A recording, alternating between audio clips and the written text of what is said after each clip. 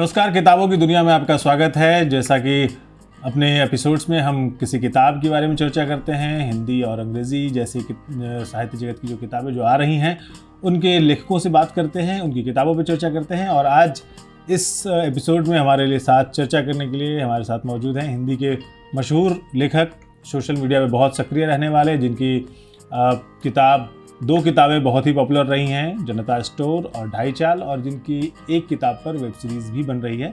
नवीन चौधरी, बहुत बहुत स्वागत नवीन जी आपका। धन्यवाद मंजीत जी। अच्छा, धन्यवाद। किताब मैं थोड़ा इनके बारे में बता दूं। इनके दो उपन्यास जो है राजनीतिक उपन्यास आ चुके हैं, काफ़ी मशहूर भी रहे हैं। इसके अलावा भी लगातार लिखते रहे हैं, बहुत संपादकीय दायित्व भी रहा है, बच्चों को पढ़ाते भी हैं और सोशल मीडिया पर जानी मानी शख्सियत हैं, बहुत सारे लोग इनको फॉलो करते हैं और सक्रिय बहुत रहते हैं। पहले तो किताबों से बात शुरू करें हम लोग जी। नवीन जी, पहली किताब जो जनता स्टोर थी, काफ़ी अच्छा रिस्पांस मिला और राजस्थान की राजनीति के आसपास आपने बुना था। उसके बाद उसका सीक्वल आया ढाई चाल। उस सीक्वल है, कह सकते हैं सीक्वल, तो हालांकि मैं कहानी अलग मानता हूँ। अच्छा, हाँ, सीक्वल में कहानी अलग होती है बेशक, लेकिन जनता स्टोर जब लिखी, मैं यहाँ से बात शुरू करूँगा, तो उस समय पॉलिटिकल कहानियाँ उपन्यास में, हिंदी साहित्य की बात हम कर रहे हैं, तो उतनी ज़्यादा पॉपुलर नहीं थी। तो फिर लोग रोमांटिक लिख रहे थे, कुछ लोग लंबी यात्राओं के बारे में लिख रहे थे, और लगभग हर चौथे उपन्यास का विषय जो है वो बनारस था केंद्र बिंदु। आपने पॉलिटिकल कैसे चुना?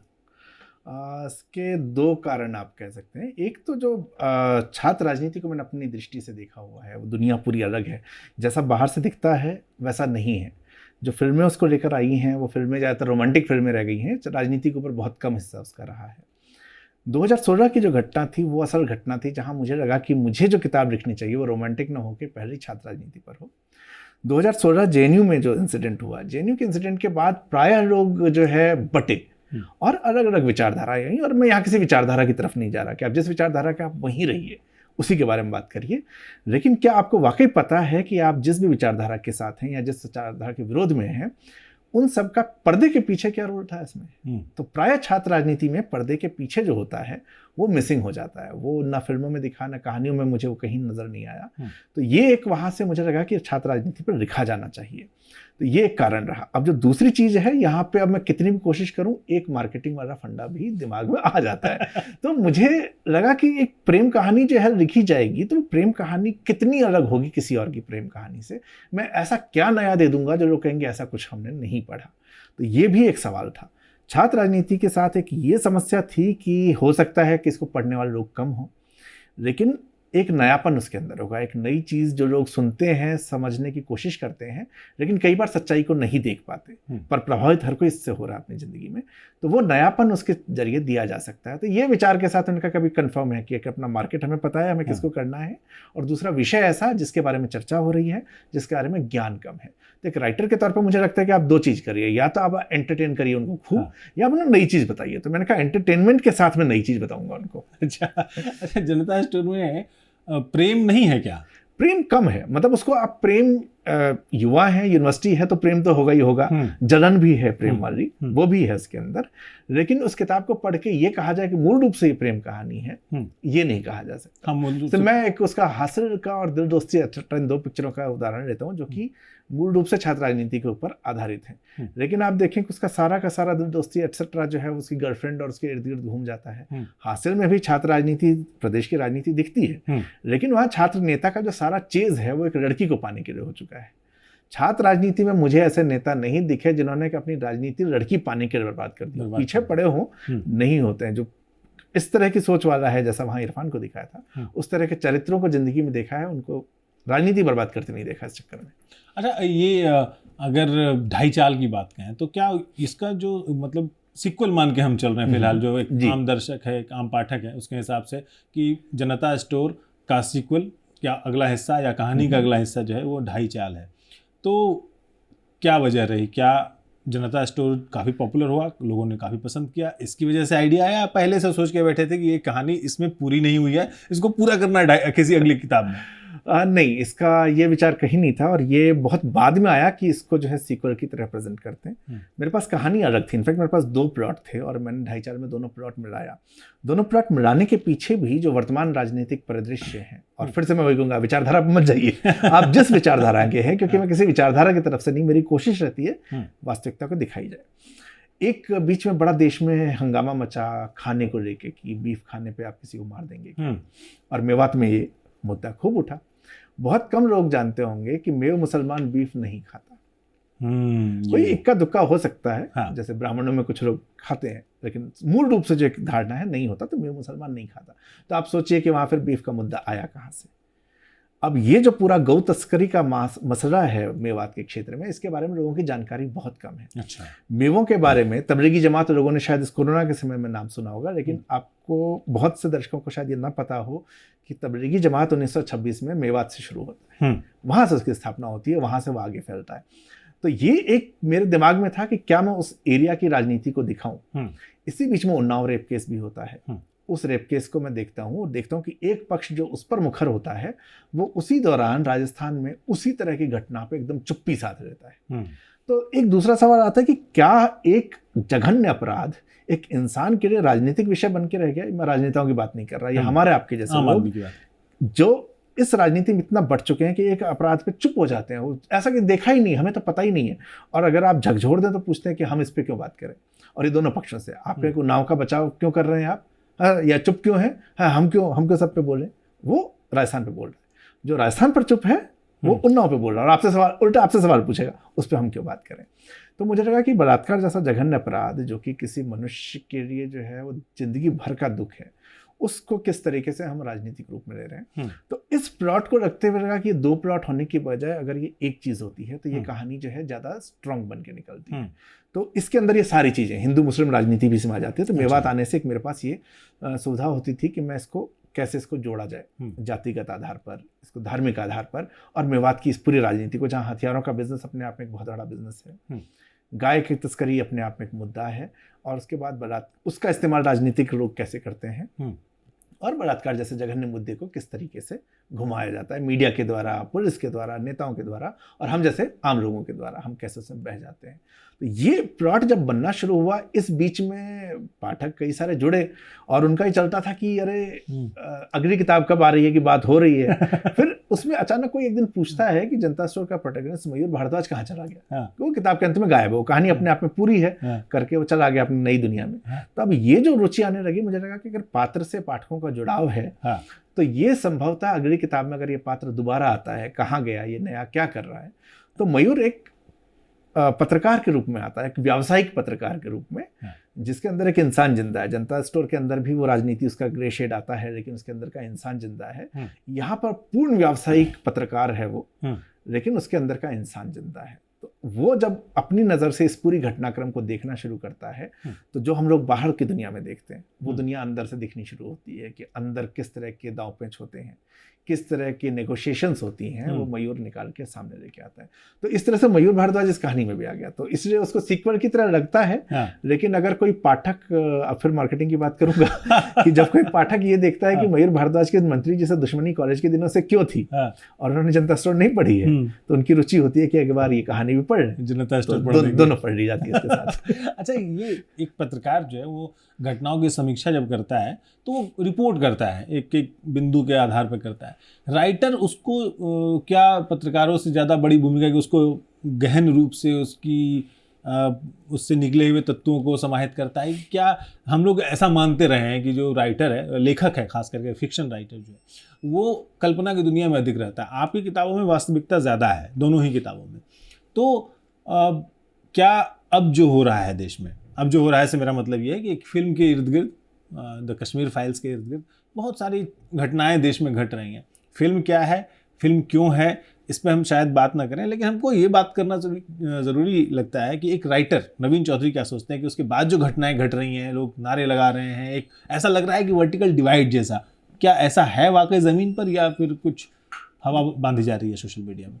देखिए डिवाइड तो हुआ है, डिवाइड तो बहुत ज़्यादा दिख रहा है हमारे यहाँ। जो दिक्कत, जो आपने कहा कि पत्रकार या लेखक में फ़र्क क्या है, मुझे लगता है कि दोनों देखते एक ही तरीके से हैं। पत्रकार भी उसी तरीके से देखता है, लेखक कहानी वो फिक्शन थोड़ा उसमें जोड़ के चीज़ें कर सकते हैं। पत्रकार के साथ और लेखक के बीच में जो मुझे एक मेजर फ़र्क यहाँ आ जाता है कि पत्रकार के पास ये सीमा होती है कि जो घटना देखी उस घटना का ब्यौरा दे दिया जाए इतने में। लेखक उसी घटना को बढ़ा के उसके आगे पीछे की बहुत सी चीज़ें बता सकता है। जब एक पत्रकार, जब मैं आपको उन्नाव केस की बात कर रहा हूँ या मेवात की बात कर रहा हूँ, तो इन दोनों घटनाओं का दूसरा पक्ष देखने में मेरे पत्रकार मित्रों ने मेरी मदद की। उन्होंने मुझे की घटनाएं बताई कि यहाँ पहले ऐसा होता था, ऐतिहासिक रूप से ऐसा हुआ, और वहाँ से एक नया नज़रिया पैदा हुआ। तो वो हमारे पास एक अपॉर्चुनिटी ज़्यादा होती है कि अगर हम किताब लिख रहे हैं कि कैसे मैं उस रियलिटी को दिखाऊं। अब जो डिवाइड की, वर्टिकल डिवाइड की हम बात कर रहे हैं कश्मीर फाइल्स में, अभी समय ऐसा हो गया है कि सब एक दूसरे को किसी भी तरीके से काटने की कोशिश कर रहे हैं कि हमें बात काटनी है। और सच जो है वो हमेशा इधर या इधर नहीं होगा, वो कई बार बीच में हो जाता है। कुछ चीज़ें जो हैं, एक पुलिस द्वारा एनकाउंटर में एक अपराधी को, एनकाउंटर शब्द नहीं लेते उसके ऊपर, अक्सर वो हो जाता है, लेकिन एक पुलिस अगर किसी अपराधी को मारती है, कानून के जरिए अगर किसी को सजा मिलती है, तो वो मृत्यु जो है स्वीकार्य है, लेकिन इंसान के द्वारा किसी इंसान की हत्या स्वीकार्य नहीं है। लेकिन दोनों स्थिति में हत्या ही है। तो हम परिस्थितियों के हिसाब से जब चीज़ों को अलग अलग देखते हैं, वही चीज़ मुझे लगता है कि अभी जो हो रहा है, कश्मीर फाइल्स को उठा लीजिए, आर्टिकल 15 की बात कर लीजिए, किसी भी फिल्म को देख लीजिए, तो क्या हम उस सच्चाई को दिखाने की कोशिश उसी तरीके से कर रहे हैं। और यहाँ पे कई बार क्या होता है कि फिल्मकार का अपना एक मत जो है वो किसी दिशा में जाएगा, और ये स्वाभाविक है। ये जो भी क्रिएटर है, और ये चाहे कश्मीर फाइल्स के अगर उनके ऊपर आरोप लग रहे हैं कि एक पक्ष दिखा रहे हैं, तो मैं ऐसी कई फिल्में बता सकता हूँ जिसके ऊपर कि एक पक्ष है। एक फिल्म आई थी जिसका बहुत चर्चा हुई, उसका ट्रेलर जो है एक जाति विशेष के खिलाफ रहा, और जाति विशेष के ऊपर सदियों से आरोप लग रहे हैं। फिल्म में उस जाति विशेष का आरोप था ही नहीं, लेकिन एक एडवर्टाइजिंग की दुनिया में आप एक विजुअल इमेज क्रिएट करते हैं। दृश्यम में भी था कि 2 अक्टूबर और 3 अक्टूबर, कि मैं 2 अक्टूबर को गया। तो जब वो फिल्म जो है एक जाति विशेष को लेके पूरा ट्रेलर बनाती है, और फिल्म के अंदर असली अपराधी किसी और जाति के हैं, तो मैं एक बार NIT रायपुर के विद्यार्थियों से बात कर रहा था। मैंने उनसे पूछा कि फिल्म किसने देखी है। उन्होंने हाथ उठाया। हाथ उठाने में मैंने पूछा कि वो बलात्कार के आरोपी किस जाति के थे। उन्होंने सबके जवाब गलत थे। फिल्म देखने के बाद वो ट्रेलर का इतना ज़बरदस्त प्रभाव था कि उनके दिमाग में फिल्म देखते टाइम भी ख्याल नहीं आया कि असली अपराधी कौन है। तो अब इस चीज, अब वहाँ उस फिल्म की बात करें तो वहाँ उस फिल्म के निर्देशक का ये कहना था कि ये सत्य घटना पर आधारित है। जिस सत्य घटना की बात वो करते हैं, उस सत्य घटना के असली आरोपी एक ऐसी जाति से आते हैं जिसको हम पिछड़े मानते हैं, लेकिन वो लोग राजनीतिक, आर्थिक, सामाजिक तौर पर बहुत सशक्त हैं। सत्ता चुनते हैं, अपनी जाति का मुख्यमंत्री चुन सकते हैं, तो वो इस तरह से सशक्त हैं। लेकिन जब आप उसको हटा के दूसरी जाति को लेते हैं, सत्य घटना जब आप कहते हैं, तो सत्य घटना में वही होना चाहिए। लेकिन जब उनको दिखाया जाए तो कहीं ना कहीं उनको हटा के आप किसी और जाति को जो आरोपित होती रही है लगा देते हैं, तो ये आपका भी एजेंडा है। लेकिन हम उस पर चुप रह जाते हैं कि सामाजिक विषय है, ऐसी चीज़ें होती हैं, दोनों तरफ से होती हैं। तो ये जो दोनों तरफ से देखने वाला है, ये मुझे लगता है बहुत ज़्यादा मिसिंग है। हम चीज़ों को ब्लैक एंड वाइट ठीक चाहते हैं, बस संतुलन कम है, कम है। अच्छा, हिंदी साहित्य में थोड़ा मैं बात करूंगा। देखिए, हिंदी साहित्य का जो राइटर है ना, उसको लेकर के ऐसा लगता था कि झोला लटका के चलेगा, कुर्ता ढीला ढाला कुर्ता पहनेगा, खादी का, वो छवि थी एक शायद ज़माने के हिसाब से। अब मैं देख रहा हूँ वो tight T shirt, black T shirt पहन के नवीन चौधरी सोशल मीडिया पे, इंस्टाग्राम पर हीरो बने हुए हैं। वो एक बदलाव आया। बहुत सारे राइटर हैं जो बहुत ही पॉपुलर हैं, नीलोत्पल मृणाल हैं, या फिर सत्या व्यास हैं, या दिव्या हैं, और भी बहुत सारे राइटर हैं जो, मतलब मैं सबका नाम नहीं ले सकता हूँ अभी यहाँ पे। तो एक नई वाली हिंदी का असर है, या लोगों में पढ़ने की रुचि ज़्यादा हुई है? कुछ तो हुआ है कि राइटर जो है ना ज़्यादा पॉपुलर हो रहा है हिंदी का। मैं हिंदी की सिर्फ बात कर रहा हूँ। जो भाषा है, जो नई हिंदी कही जा रही है, हालांकि शुरुआत में से सहमत होता था शब्द से, अब असहमत, क्योंकि अब मुझे लग रहा है डिवाइड कर रहा है, और मैं डिवाइड नहीं पसंद करता। तो ये भाषा है, जब इस भाषा की हम बात करते हैं, तो ये भाषा नए युवाओं को जोड़ रही है। ये भाषा, चूँकि नौकरी की भाषा अंग्रेजी हो चुकी है, तो एक हिंदी भाषी की मजबूरी हो गई कि वो अंग्रेजी भी सीखे, लेकिन घर में वो हिंदी बोलता है, दोस्तों से हिंदी बोलता है। वो अभी भी उसको सुविधा होती है हिंदी पढ़ने में, उसको सुविधा होती है हिंदी समझने में, लेकिन उसकी भाषा जो है बदल चुकी है। तो ये जो आप जितने लेखकों का आपने नाम लिया या मेरी बात करें, तो हम लोगों ने अब जो भाषा वो लोग इस्तेमाल करते हैं, उस भाषा को ही इस्तेमाल कर रहे हैं। मेरी कोशिश ये होती है कि अंग्रेजी के शब्दों का, जो थोड़ा बहुत सभी राइटर्स का स्टाइल में डिफरेंस होता है, मैं अंग्रेजी के शब्दों का अपनी कहानी में वही इस्तेमाल करता हूँ जहाँ उसका होना बहुत आवश्यक है, अपरिहार्य है, होना ही चाहिए, या मेरा पात्र अंग्रेजी बोल रहा है लेकिन मैं हिंदी करता हूँ। हिंदी शब्द में भी जो है मैं हिंदी शब्द इतने क्लिष्ट नहीं उठाता कि उसको लगे कि इसने संस्कृत भी पढ़ी थी। अच्छा। तो लेकिन जहाँ आवश्यक है, मतलब मेरा पात्र ऐसा है, सरल भाषा का इस्तेमाल, तो वो पात्र होगा। तो वो जो सरलता है उसने एक बार पाठकों को दोबारा से जोड़ा अपनी तरफ। दूसरी चीज जो अक्सर कहा जाता है फिल्म और सिनेमा दोनों के बारे, फिल्म के बारे में भी और लेखन के बारे में, कि हम समाज को दिखाते हैं। राइटर जो है, आपने कहा झोला लटकाने वाला जो राइटर था, वो उस समाज को दिखा रहा था जिसमें पढ़े लिखे लोग कम थे और समाज का एक तबका जो है वो प्रगतिशीलता की तरफ जाता है, वो जो है चीज़ों को दूसरे तरीके से देख रहा है, कपड़े अलग उस तरीके समय से आदर्शवाद हावी था। वो आदर्शवादी छवि लेखकों ने बनाने की कोशिश की। समय बदल चुका है और पाठक जो है वो जुड़ना चाहता है। तो उस पाठक को जो है जब तक मेरे साथ जुड़ाव नहीं होगा, उसको ये नहीं लगेगा क्योंकि ये मेरे जैसे ही हैं। प्रायः ही मिलने के बाद मुझे बहुत अजीब लगता है कि पाठकों को लगता है, करे यार आपको ये खाना पसंद है, वो एक अपने आप में छवि बना लेता है। हिंदी का राइटर पिज्जा कैसे खाएगा? पिज्जा तो खैर हो ही गया, वो तो हमारा सत्तू खाने पे भी आश्चर्यचकित हो जाता है। अच्छा। सत्तू अगर हम पी जाए, सत्तू का वो खा जाए। अच्छा, नवीन चौधरी को जब आप पुरानी तस्वीरों में देखेंगे, लंबे लंबे बाल, और क्या बदलाव कैसे आ गया? ये तो बस पिताजी की डांट पड़ी है। तो हमारे को भी पिताजी की डांट पड़ती है। अच्छा, दर्शकों को ये बात समझ, अच्छी बात है। अच्छा, कभी ये हुआ कि हमारे साथी राइटर जो है बहुत लिख रहे हैं, बहुत छप रहे हैं और बहुत ज़्यादा बिक भी रहे हैं जी, ये प्रतियोगिता की भावना होती है कि भाई दिव्य प्रकाश दुबे तो बहुत लाख कॉपी बेच गया, नीलोत्पल मृणाल तो लाख कॉपी बेच गया, हमारी यार 50,000 ही बिकी। हाँ, क्यों नहीं होता है, बहुत होता है। अच्छा, बुरा लगता है लेकिन साथ साथ ये अच्छा लगता है कि क्योंकि बाजार जो है वो बन रहा है। क्योंकि जो पाठक है, पाठक एक लेखक नहीं बना सकता, कई सारे लेखक आएंगे तभी बनेगा। मैं कई बार जब मैनेजमेंट की दुनिया, बच्चों से कई बार केस स्टडी से जब बात करने जाता हूँ, तो मैं एक देश के बहुत बड़े हिंदी के अखबार ग्रुप की बात करता हूँ जो एक समय में एक राज्य में सीमित था। उससे पहले राजस्थान में जो अखबार काम किया करता था, वो पूरे राज्य में, ये 95 की बात करो, 3.25 लाख कॉपी बेचा करता था। जब मध्य प्रदेश से दूसरा अखबार आता है, वो अपनी मार्केटिंग करता है, वो अपना एक नया वर्ग बनाता है 1.5-2 लाख पाठकों का एक ही शहर में। वो आगे बढ़ना शुरू करता है तो इसका विरोधी पत्र जो अखबार है वो कई सालों से वहाँ पर है और वो भी अपनी कोशिश करते हैं। और 2007-8 में जब मैंने आखिरी डेटा देखा था तो पूरे राज्य में दोनों अखबार मिला के 45 लाख कॉपी, करीब 22 लाख कॉपी बेचा करते थे। तो ये जो बाजार बढ़ा है किसी एक की जिम्मेदारी नहीं, तो प्रतियोगिता अपनी तरफ रहेगी। हाँ। लेकिन एक की मेहनत का असर हमेशा दूसरे को मिलता है। तो मुझे लगता है कि दिव्य प्रकाश ने सबसे पहले शुरुआत की थी किताबों मार्केटिंग की, तो उसने जो है पहली किताब मुझे याद है कि 1000 कॉपी जब बिकी थी तो उस पर ही बड़ा वो हुआ था, करे इतनी बिकी, वहाँ से उसने इतना बड़ा नंबर अचीव किया। तो वो एक मेहनत है। लेकिन वो जो पाठक उन्होंने बनाए, फिर सत्यव्यास आए, नीलोत्पल आते हैं, मैं आता हूँ, हम लोग अलग अलग विषयों पे बनाते हैं। राजनीति को पढ़ने वाले पाठक नहीं थे, वो पाठक मैंने बनाए हैं। दिव्य प्रकाश ने कॉलेज कैंपस की कहानियों के ऊपर पाठक बनाए, सत्य ने वो बनाए। ये जो पाठक आने शुरू हुए हैं, ये पाठक बन रहे हैं, ये हमको पढ़ रहे हैं, तो हम सब मिलके उस नंबर को बढ़ा रहे हैं। हिंदी का पाठक बढ़ रहा है। और ये पाठक जो है, जो सिर्फ एक आरोप ये भी लगता है, हो सकता है आप आगे पूछते, मैं भी बताता हूँ कि हम लोग जो है साहित्य की दुनिया से और दुनिया से एकदम अलग हो, ऐसा कुछ भी नहीं है। हर किसी का टेस्ट अलग है, तो टेस्ट अलग, हमने एक अलग टेस्ट के पाठक को पकड़ा है। अच्छा। वो पाठक भी एक खास आयु वर्ग में है, उस आयु वर्ग से जब वो आगे बढ़ना शुरू होता है, वो मैच्योर होता है, उसके पढ़ने का टेस्ट अलग होता है। तो अगर मैं एक राइटर की तरह, मैंने पहली किताब छात्र राजनीति से राजनीति पे जब आता हूँ, तो कि मेरी किताब मैच्योर होती है, मेरा पाठक भी उसके साथ मैच्योर हुआ है तो उसको पसंद करता है। अगर मैं दूसरी किताब भी वही कॉलेज कैंपस में वहीं रह जाता, तो मेरा पहले का पाठक हट जाता, एक नया पाठक आ जाएगा। लेकिन ये पाठक मैच्योर होके जो है, उसके बाद जब आपकी किताब है ये जो देश है मेरा, वो पढ़ने के लिए तैयार हो जाता है। अच्छा, मानसिक रूप से एक चीज और मैं पूछ रहा हूँ कि जैसे हम लोग किताब को अभी जो बात कर रहे हैं, वो लगता है कि हम प्रोडक्ट तैयार कर रहे हैं। क्या किताबें प्रोडक्ट होती हैं? पहली बात। दूसरी बात कि पुराने जो लोग हैं, जो पुराने राइटर हैं, कभी उन्होंने ये विरोध किया होगा कि यार ये कूड़ा लिख रहे हैं और बेच रहे हैं, उनको बाजार से बड़ा दिक्कत है। पुराने जो राइटर्स हैं, मैं माफी के साथ पूछता हूँ कि पुराने लेखकों ने कभी ये कहा कि यार क्यों मार्केटिंग करते हो तुम? क्योंकि मार्केटिंग को बुरा मानते थे वो, ये बाजार बहुत बुरी चीज़ है। एक बात। दूसरी बात कि उत्पाद कहना, रचना को उत्पाद कहना सही है या गलत है? मेरा कोई पक्ष नहीं है उसमें।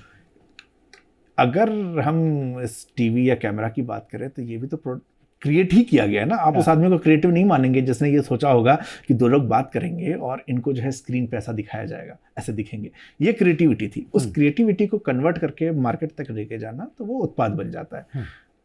दिक्कत मुझे लगता है कि वो विचारधारा का जो इतना दबाव था ना कि बाजारवाद का विरोध करना है। हाँ। तो जब बाजारवाद का विरोध करना है तो हम ये कैसे कहते हैं कि किताब की मार्केटिंग करो। वो उधेड़बुन में वो लोग रह गए। अंदर से सब चाहते हैं, अंदर से सब चाहते हैं कि हम उनकी किताब पढ़ें, कहें कि फलाने सर की किताब पढ़ी या फलाने मैडम की किताब पढ़ी। आजकल ये भी एक दिक्कत हो गई है कि एक का नाम आप नहीं रह सकते, तो फलाने सर या मैडम किताब पढ़ी और मुझे पसंद आई, और इस बात को बड़ा खुश होते हैं इसके ऊपर, लेकिन वो दिखाना नहीं चाहते। तो ये किताब प्रोडक्ट ही है। एक पब्लिशिंग हाउस क्या है? वो एक कंपनी है, एक व्यापारिक कंपनी है जिसका उद्देश्य है किताबों को बेच के हम मुनाफा कमाएं। वो यही चाह कर रहे हैं। अब किताबें किस उद्देश्य से बनी है उसका एक अलग विषय है। तो जब वो इस चीज को बेच के मुनाफा कमाने के लिए आए हैं तो बेचा तो प्रोडक्ट ही जाता है। अब आइडिया भी बेचा जाता है। अब आइडिया भी एक प्रोडक्ट हो गया। अरे मैं एक थोड़ी बातचीत से, चूंकि हम लोग आवाज़ द वॉइस में हम लोग देश की ना सांस्कृतिक समावेशन, जिसको इंक्लूजन के रूप में हम लोग आम अंग्रेजी में कहते हैं, तो हम लोग उसकी बात करते हैं कि भाई देश जो है, हिंदुस्तान तो एक है, स्टेट्स चाहे जितने हों, जितनी भाषाएं बोली जाती हों, जितने हम लोग कहावतें कहते हैं, लेकिन हमारे जो मूल डीएनए में ये है कि यार 2 कोस पे पानी बदलेगा और 4 कोस पे वाणी बदल जाएगी, भाषा बदल जाएगी, लेकिन है तो हिंदुस्तान एक। तो उसको लेकर के कोई किताब लिखी जाए तो पॉपुलर हो सकती है क्या? हाँ, क्यों नहीं। उसमें अब एक ये है कि कितना बड़ा फर्क होने वाला है। मेरा जो अपना मानना है, सबका अपना अपना तरीका है, लेकिन मेरा ये मानना है कि क्या आपका जो प्रोटैगनिस्ट है उसके साथ पाठक यात्रा कर पा रहा है। तो उस दुनिया को जो प्रोटैगनिस्ट अगर अलग अलग जगह पे जाके अलग अलग तरीके से चीज़ों को देखता है, अगर वो दिखा सकता है उसको, तो पाठक उसके साथ बड़े आराम से जुड़ा रहेगा। इसमें कहीं मुझे नहीं लगता कि कोई दिक्कत है। एक फिल्म थी, मैं अभी नाम उसका भूल रहा हूँ, जिसमें अनुराग कश्यप ने एक एक्सपेरिमेंट किया था कि 6 राइटर्स से स्टोरी बनवाई थी और वो डायरेक्शन भी शायद 6 लोगों ने किया था एक ही कहानी को। तो जब उस कहानी को आप देखते हैं, उसमें बांग्ला के अंदर भी संवाद हैं, उसमें तमिल में भी संवाद हैं, उसमें हिंदी में भी संवाद हैं, लेकिन जो प्रोटैगनिस्ट और जिस हत्याकांड की जांच हो रही है तो लोग उसके साथ जुड़े रह जाते हैं, जुड़े रहते हैं। हालांकि बहुत ज़्यादा डार्क मूवी थी तो शायद उसको बॉक्स ऑफिस इतना वो नहीं मिला, लेकिन जिसने भी देखी उसने तारीफ की। तो वो जुड़ाव जो है, मुझे लगता है कहानी के साथ बहुत आसान है ये दिखाना, और एक नई चीज़ देखने को मिलती है, नई चीज़ सीखने को मिलती है। किताब आप पढ़ रहे हैं ताकि कुछ सीखें। नई हिंदी के लिए एक बार फिर से सवाल मेरे मन में बहुत शक रहा है इस चीज़ को लेकर के एज ए जर्नलिस्ट। तो नई हिंदी में हम लोग अंग्रेजी तो मिक्स कर लेते हैं, कई लोग उसमें रोमन लिपि का भी व्यवहार स्टोरी के अंदर कर लेते हैं, मतलब टेक्स्ट में। हम लोग उसमें रीजनल लैंग्वेजेस का इस्तेमाल क्यों नहीं करते? हम अपने मतलब जो हिंदी लिख रहे हैं उसमें हमने रोमन तो लिखना शुरू कर दिया, लेकिन उसी नई हिंदी में भोजपुरी या तमिल या मराठी के शब्द या बांग्ला के शब्द, नए शब्द क्यों नहीं ले रहे हैं? क्या हिंदी स्टैग्नेशन का शिकार हो रही है, बिल्कुल जम रही है कि नहीं? उसी में हमको नई हिंदी लानी है, तुमको अंग्रेजी की छौंक लगानी होगी? इसमें मुझे लगता है कि व्यक्ति के ऊपर निर्भर करता है। इसको शायद उसके साथ नहीं जोड़ूंगा। कारण ये होगा कि किसी को संभवतः किसी भाषा के साथ सुविधा रखती है कि अंग्रेजी ही ले आए। जब ढाईचाल आप देखते हैं, यहाँ पे जनता स्टोर तो ज़्यादातर हिंदी के अंदर है, कहीं कहीं पे मारवाड़ी के कुछ शब्द हैं, लेकिन जब आप ढाईचाल पढ़ते हैं तो उसमें आपको ब्रजभाषा भी मिलती है, उसके अंदर आपको जो है मारवाड़ी भी मिलती है, और उसमें थोड़ा सा जो है आपको इधर का दिल्ली साइड की जो भाषा इस्तेमाल होती है वो भी दिखती है। तो वो जो तरीका है, क्योंकि जैसा पात्र है मेरा, उस पात्र का जहाँ का वो स्थान है, जिस तरह का कल्चर है वो है। कई जगह पे कई लोग मेरे जैसे होते हैं जो कि बिहार, राजस्थान, दिल्ली के बीच में कंफ्यूज हो जाते हैं, तो वैसे भी पात्र हैं। तो वो जो है अपनी सुविधा के हिसाब से कहीं कहीं कुछ शब्दों का इस्तेमाल कर रहा है, तो शब्द आ रहे हैं। अब ये डिपेंड करता है कहानी या फिर राइटर जो है उस चीज़ को कितना इंटेंशनली करता है। तो ये कई बार मुझे लगता है राइटर के ऊपर है। 2 किताबें इनकी, जो जनता स्टोर और ढाईचाल है, वो दोनों राजस्थान, उनकी कैनवस राजस्थान का है। आप तो हैं मिथिला से जी, और मतलब तो मिथिला के कैनवस पे कुछ लिखेंगे या ढाईचाल का ही अगला फिर सीक्वल तैयार कर रहे हैं? अगली किताब का इस्तेमाल हम लोगों को सबको जानने की जरूरत है कि भाई अगली किताब कौन सी आ रही है। क्या पॉलिटिकल होगी, एडवेंचर होगा, एक्शन होगा, या प्रेम जिसकी तलाश? मतलब एक राइटर, मुझे लगता है कि एक लेखक तब तक अपूर्ण है जब तक उसने प्रेम कहानी नहीं लिखी, क्योंकि प्रेम कहानी लिखने में बहुत मुश्किल का सामना करना पड़ता है। तो क्या प्रेम कहानी होगी, रोमांस होगा आपकी किताब में, या फिर अगले पॉलिटिकल ही कहानी लिखेंगे, और कहाँ की लिखेंगे? देखिए, शादीशुदा आदमी होने के बाद ये कहना कि प्रेम लिखे बिना लेखक अपूर्ण है, ये मुश्किल है। मतलब मैं इसको बिल्कुल ही खारिज कर दूंगा। नहीं, मानता हूँ, संबंधों की बात थोड़ी कर रहा हूं। मानता हूँ, लेकिन नहीं आप बहुत वो होता है कि अच्छा तुम अभी तक इतना कैसे सोच पा रहे हो का जवाब दे पाना बड़ा मुश्किल काम होता है। मेरे पास इस वक्त 2 प्लॉट हैं। इनफैक्ट ढाईचाल की जब आप बात करते हैं, ढाईचाल जहाँ खत्म होती है ऐसा लगता है कि उसका एक तीसरा हिस्सा बन सकता है, तो वो स्कोप है, लेकिन फिलहाल मैं उसके ऊपर काम नहीं कर रहा, क्योंकि जब उसका डेवलपमेंट होता है राजनीति, छात्र राजनीति से राज्य की राजनीति, तो अगला निश्चित तौर पर नेशनल और इंटरनेशनल को टच करना चाहिए, और उसके लिए जो रिसर्च है जब आप ढाईचार पढ़ेंगे तो आपको रिसर्च दिखेगी कि किस तरीके से ग्राउंड पे एक एक चीज़ को दिखाने के लिए किया गया है। वो रिसर्च करने के लिए समय चाहिए, तो इसलिए मुझे लगता है कि ढाईचार के आगे की कहानी लिखने में मुझे वक्त लगेगा। इस वक्त 2 प्लॉट हैं दिमाग में, एक बिहार की पृष्ठभूमि पर है, अच्छा, और राजनीति थोड़ा तो है उसमें, लेकिन ये सामाजिक राजनीतिक दोनों है। तो जो मैं उसके ऊपर प्लान कर रहा हूँ कि ये जो है समाज किस तरह से बदला है पिछले 20-30 सालों के अंदर बिहार में, और उसके साथ राजनीति जो है थोड़ी बहुत कैसे चेंज हुई, तो राजनीतिक सामाजिक ताना बाना उसके अंदर है। दूसरा एक प्रेम कहानी है, और कॉलेज की नहीं है टिपिकली। हाँ, ठीक है, प्रेम कहानियां जरूरी नहीं है कॉलेज जी की। जी, वो भी कॉलेज से शुरू होकर आगे तक विकल्प खुले जाती है। रखने चाहिए। बिल्कुल। ये दोनों है प्लॉट, लेकिन मेरा दिमाग जल्दी जो है राजनीतिक सामाजिक पे ज़्यादा चलता है, तो जो बिहार वाली कहानी है वो तुलनात्मक रूप से ज़्यादा पक चुकी है दिमाग अच्छा में। तो इसका मतलब हम लोग बिहार वाली कहानी को पहले देखने की संभावना है। एक और सवाल, आखिरी सवाल, जनता स्टोर पे जो वेब सीरीज बन रही है वो कब आएगी और किस OTT प्लेटफॉर्म पे आएगी? OTT प्लेटफॉर्म का नाम एग्रीमेंट के हिस्से के हिसाब से मैं तब तक नहीं बता सकता। अच्छा। जब तक वो खुद अनाउंस नहीं करते। ठीक है। और इसका स्क्रीन प्ले का काम जो है शुरू हो चुका है, इसमें एक ड्राफ्ट बनने के बाद अब उसके बाद दोबारा उसके ऊपर काम हो रहा है। तो कोशिश जो है वो ये है कि सितंबर तक ये फ्लोर पे जाए और 2023 में फरवरी-मार्च के बीच में इसको रिलीज़ कर दिया जाए। एक संदेश दीजिए देश के हिंदू और मुसलमानों को। मैं जो जिस तरह का डिवाइड हो रहा है, जो विभाजन है उसके पर है, क्योंकि जिस देश में अशांति है वहाँ विकास नहीं है। पाकिस्तान बहुत बड़ी मिसाल है इसकी, कि वहाँ, या अफ़गानिस्तान जहाँ पे हमेशा युद्ध चल रहा होता है पिछले 60 सालों से, तो हम लोग सुन रहे हैं। तो देश में तरक्की के लिए सद्भाव कितना ज़रूरी है दोनों समुदायों के बीच में? जब तक सारी कम्युनिटी इकट्ठी नहीं रहेगी आप तरक्की तो नहीं कर सकते हैं, क्योंकि ये तो पहिए हैं। ये सोचा नहीं जा सकता कि किसी एक कम्युनिटी को पूरी तरह साफ कर दिया जाएगा, किसी दूसरे को एक ही चलाएगा, ये संभव ही नहीं है। देश का दुनिया के किसी हिस्से में संभव नहीं है। तो सद्भाव तो बहुत ज़्यादा ज़रूरी है। एक चीज़ जो विवाद बहुत राजनीतिक रूप से दिखता है कि आप अगर आपने कहा कि भगवान की फ़ोटो लगा दी तो आप तुरंत घोषित हो जाते हैं कि भाई आप संघी हैं। अगर आपने मस्जिद की लगा दी तुरंत हो जाता है कि ये तो उस साइड का है। तो ये जो चीज़ें हैं इसको इग्नोर करना, एक इंसान के तौर पर मुझे लगता है, मैं हिंदू हूँ, मुझे अपने कल्चर के अंदर भरोसा है। जो ठीक नहीं है हम उसको चेंज करेंगे हर धर्म के अंदर, क्योंकि ये बहुत सैकड़ों हजारों साल पहले बना और उस समाज के हिसाब से बना, तो चेंज होता रहा है। तो मैं अपने धर्म का सम्मान करता हूँ, और मेरा धर्म के सम्मान का मतलब नहीं कि मैं दूसरे का सम्मान करता हूँ। तो आप अपने अपने धर्म का पालन करें, और उस धर्म का पालन करते बस ये ध्यान रखिए कि किसी दूसरे को आप ठेस नहीं पहुँचाएं। बस एक दूसरे का सम्मान करना सीख जाएंगे, तो यही तो गंगा जमुनी तहजीब है। और एक ये भी सवाल बनता है कि कितने लोग आपसे पूछते हो यार कैसे लिखें उपन्यास? ये हर दूसरे तीसरे दिन का एक सवाल बहुत ज़रूरी सवाल रह गया था, ये प्रकाशकों के साथ रॉयल्टी का हिस्सा का एक विवाद चल रहा है कि ऐसे कई लोगों ने, खास करके मानव कौल के एक पोस्ट के बाद आया कि बहुत सारे प्रकाशक जो है रॉयल्टी नहीं देते हैं या कम देते हैं, या बहुत ही उसमें अनियमितता है। क्या आप तो छपे हुए राइटर नहीं? ये जो है आरोप पूरी तरह से गलत नहीं है, और इसको हर तरह से सही भी, अलग अलग प्रकाशकों का अलग तरीका है।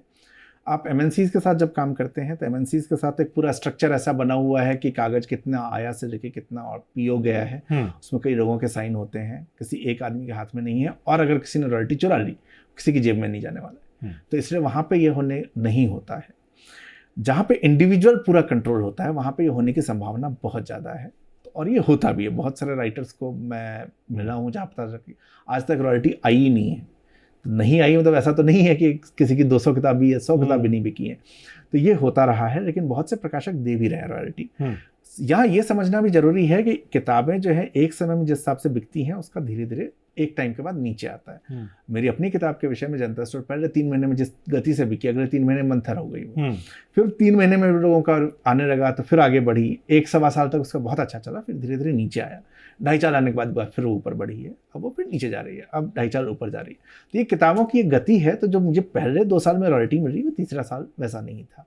तीसरे साल में मुझे किसी और किताब से, तो ये भी समझना आवश्यक है कि मार्केट ऐसा ऊपर नीचे होगा, तो ये चेंजेस करने हैं। रॉयल्टी की दूसरी दिक्कत ये है कि प्रकाशकों की, जो मुझे हिंदी प्रकाशकों से शिकायत है कि ये किसी भी किताब को मार्केट करने को तैयार नहीं बैठे हैं। ये जो है पूरी तरह से लाइब्रेरी की बाइंग के ऊपर इतना ज़्यादा निर्भर हैं कि घर चल रहा है। तो इसलिए ऐसा होता है कि बैकलिस्ट और फ्रंट लिस्ट जो हमारी दुनिया में शब्द है, जिस साल छपेगी इसको हम फ्रंट लिस्ट कहते हैं, बैकलिस्ट जो पहले की हो गई। वो बैकलिस्ट अपने आप ही इतनी बिकती हैं कि उससे उनका काम चलता रहता है, तो नई किताबों को मार्केट करने का प्रयास नहीं करते। कोई राइटर जो खुद से कोशिश नहीं कर पा रहा है, वो वहाँ पे उसको लगता है कि कुछ नहीं हुआ, वो किताब एक्चुअली नहीं बिकी होती, अच्छा होता है। और कई बार बहुत से लोग सोशल मीडिया पे, ये राइटर्स के लिए ज़्यादा ध्यान रखना है, सोशल मीडिया पे वाह दद्दा आ दद्दा वालों से बचिए क्योंकि ये लोग जो है आप ये किताब नहीं खरीदते। ये 4 लोगों के कमेंट पढ़ते हैं और कहते हैं दादा वो जो किताब में आपका कैरेक्टर, आप क्या गजब लिखे हैं, इतना ही बोलता है, आपको लगता है इसने मेरी किताब पढ़ ली है। असल में ऐसे लोगों की संख्या बहुत ज़्यादा है। तो ये भी भ्रम पैदा करता है सोशल मीडिया। हालांकि छपने के लिए जो है आजकल प्रकाशक ये देखते हैं कि सोशल मीडिया पर आपके कितने फॉलोअर हैं, कितने आपके लोग फ्रेंड लिस्ट में हैं फेसबुक पर, या बाकी जगहों पे आप कितने सक्रिय हैं। ये बातचीत हिंदी लेखक और हिंदी किताबों के बारे में हमारी चलती रहेगी, और अगली बार जब हम मिलेंगे तो शायद अगली किसी किताब पर किसी अच्छे राइटर, बड़े राइटर जैसे आज नवीन जी हैं हमारे साथ, उस तरह फिर हम आपके सामने लेकर के आएंगे। तब तक हमें इजाज़त दीजिए और अगले एपिसोड में जो है अगली किताब की चर्चा होगी। नमस्कार।